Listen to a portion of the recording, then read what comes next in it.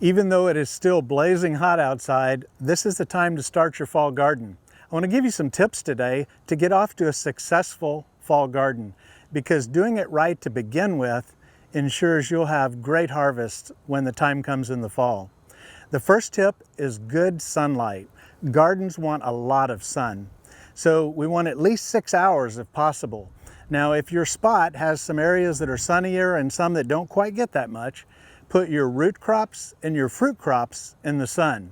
Root and fruit crops take a lot of carbohydrates to make those carrots and beets or tomatoes and peppers and squash, and so they need a lot of sun.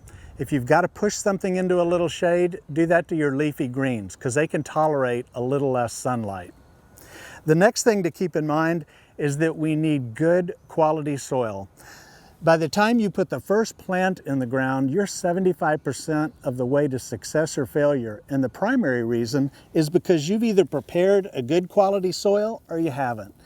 Organic matter, compost, like in this soil here, helps gardens to thrive.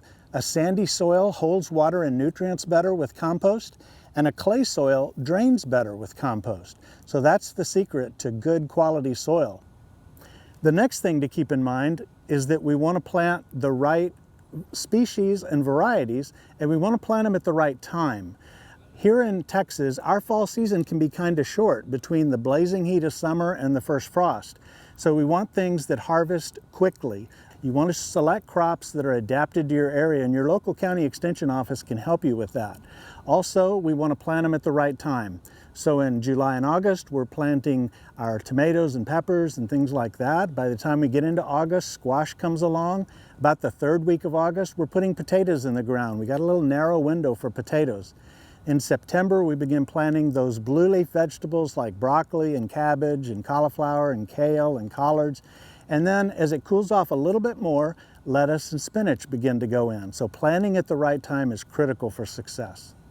For more help with your fall garden, contact your county AgriLife Extension office or go online to Aggie Horticulture. There's a lot of great vegetable gardening publications there that can help guide you in having the most productive garden ever.